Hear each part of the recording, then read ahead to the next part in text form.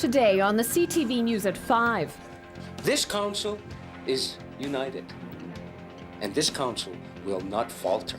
Political problems persist on the Piikani First Nation as the band chief is suspended again. Plus, sounds of the season ring through Lethbridge City Hall. And teaching old dogs new tricks, like how to drive.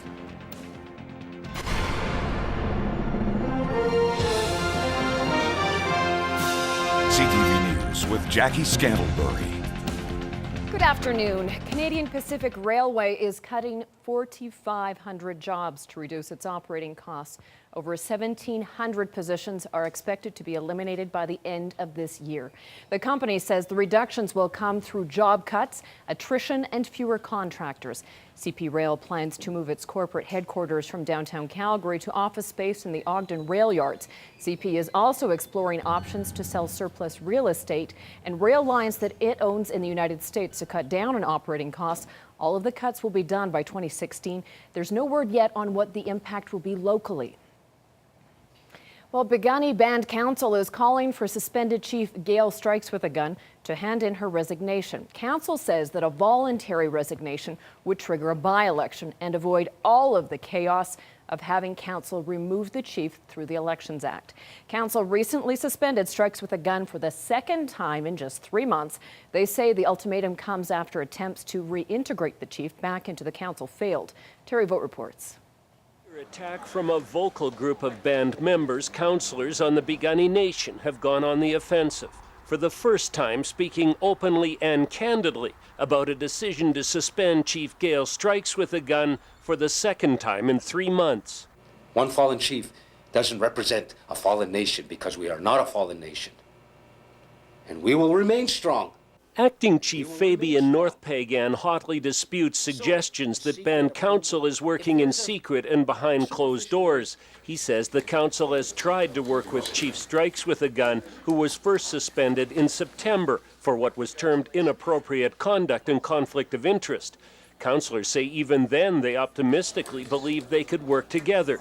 But they say the chief's inability to accept and take ownership for the conduct that caused the suspension makes it impossible to heal the wounds and reintegrate with council and the administration. The inability to humble as a chief, to declare some perhaps mistakes made on her part, the inability to take ownership and full ownership of the entire chaos that it caused was a problem. That was a bridge that was collapsed. But some band members say the council has overstepped its authority. They've started a petition calling for the immediate reinstatement of the chief and a by-election to replace council. So on the November 19th, we had 2 chiefs. One was acting and one was the real chief. And these are the kind of decisions that they are making without our knowledge, without consulting us. Their mandate is to listen to the membership. Council has promised to meet with the protesters and hear their concerns, but says it will not tolerate chaos and turmoil. This council is united, and this council will not falter. The protesters are calling for a band meeting tomorrow, but the councillors say they won't be part of it. Instead, they're holding their own meeting on December 12th, and they're promising full transparency at that time. Terry Vogt, CTV News, on the Piikani Nation.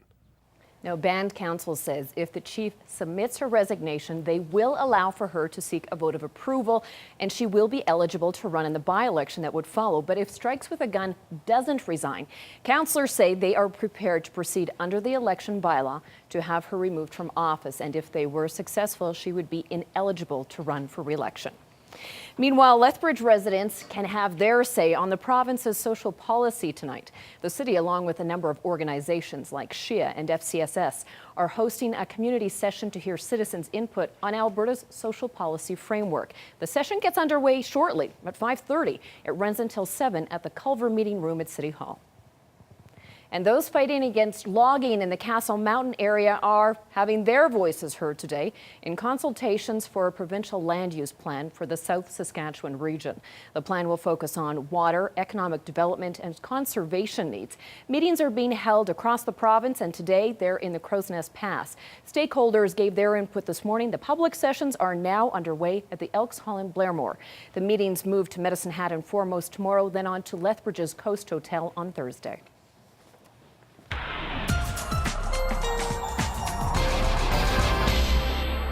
Okay, Dory, we could say there's a little wind to deal with over the next 48 hours or so, especially along Crow's Nest Pass area. Absolutely. And Jackie, that's what's keeping us snow-free for the time being. When we lose those winds as we get into Thursday night and into Friday especially, that's when some snow is going to be heading our way. And I'll tell you all the details in just a couple of minutes. Thank you, Dory. Our CMP are investigating a single vehicle rollover on Highway 3 about a kilometer east of Fort Macleod. Officers say an SUV traveling eastbound on Highway 3 missed the turn and rolled into the ditch this morning. EMS and firefighters extricated one man from the vehicle. He was taken to hospital. Investigators haven't released the man's condition at this time. They say speed may have been a factor, but our CMP are continuing to investigate. The town of Fort Macleod is still waiting to find out if it will be able to recover all of the expenses stemming from that failed police training college. The town submitted a list of costs after the provincial government unexpectedly canceled the project. A number of construction contracts had already been awarded before the project was scrapped. Mayor Sean Patient says town council still waiting for a resolution, but is expecting the province to respond fairly soon. He says Fort Macleod would like to have everything settled as quickly as possible, but he recognizes that a number of different government departments are involved.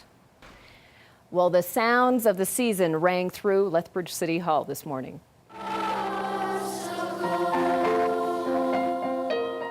The Gilbert Middle School Choir performed for a small crowd over the noon hour at City Hall.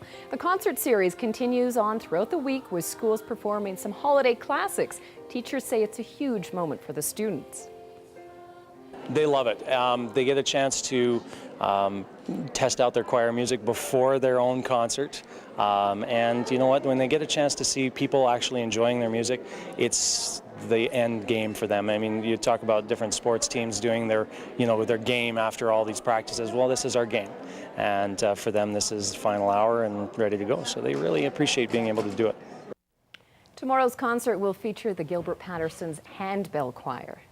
Lethbridge's food banks continue their quest to drive away hunger today. Save-On Foods teamed up with local food banks to stuff a school bus at the north side location and a city bus on the west. The food drive goes until 9 o'clock tonight with volunteers at both locations collecting your food bank donations. Prepackaged hampers are available in-store, but they're also handing out lists with specific items that they need. All of the food collected will benefit those in need this holiday season. It's Christmas time, and we are so grateful that so many community groups are coming on board to help us raise all of the funds and the food that we need to serve 2,200 families this Christmas. We need everything that you would put in your pantry, so those non-perishable food items, and then those special Christmas things like candy canes and chocolates and Christmas oranges. The turkeys, of course, anything that makes Christmas special, we are grateful for. Dory Rossiter will have more specifics on what the food banks need coming up in Dory's story on Thursday. The Hampers of Hope campaign has passed the halfway point. That means a store owner may soon get to come down from his rooftop at Sobeys. Dallas Hardy has been on the roof of his Sobeys Scenic Square store since Monday at 8 a.m. He will be camped out there until customers purchase 2,000 hampers for local food banks. Hampers can be purchased at either Sobeys location. Donations can also be made to the food banks directly. This is the 13th year for the Hampers of Hope campaign. 4 friends from Cranbrook with a penchant for physical challenges have proved themselves among the toughest mudders in the world. Kimberly Davidson reports. It's called the world's toughest mudder, a hardcore 16-kilometer obstacle course designed by British Special Forces. The objective, to do as many laps as possible in 24 hours. There was no quitting. We knew that from the beginning, so it worked out well. The 4 guys started out as running buddies, but soon found themselves looking for bigger challenges. They found the Tough Mudder races online, and after just one event, their time qualified them for the Worlds in New Jersey. We all have full-time jobs, long hours and everything else, and at nighttime we've been trying to get out training twice a week. doing 6-7 hours at nighttime, just trying to get ready for the or more. Yeah, just trying to get ready for this race. The obstacles, including rings over water and crawling through dangling electrical wires, seemed fun at first. Then the dark starts to come, it gets cold. You know, you're starting to see hypothermia set into some of these guys, and it's not fun for a lot of people anymore. By the third lap, I was starting to break mentally, and that's where the team thing comes in, where if I were by myself, I could have quit. The team managed 5 laps of the course, overtaking one team on the last lap to take third place. 4 guys from Cranbrook who started out running 4 years ago just for fun, and here we are competing with these elite athletes. Was a huge stepping stone for me anyways. It was great. The Cranbrook team is pre-qualified for next year's World's Toughest Mudder, and they say if they take what they learned this year and train hard, they believe they can take first place. I feel like I can do whatever I set my mind to, and that's good, because if you asked me that same question, 16 months ago, I wouldn't be saying that. Kimberly Davidson, CTV News, Cranbrook. Wow. Now this year, more than 500,000 people competed in Tough Mudder challenges worldwide. Men, women, and teams that have the top 5% fastest times in each competition qualify for the Worlds. This week, Farm TV looks at one woman's take on small town survival. Here's Mike LeBlanc. It's a time when small towns across the prairies flourished. But as farms became more mechanized and then larger, there were fewer and fewer people around to sustain the small towns.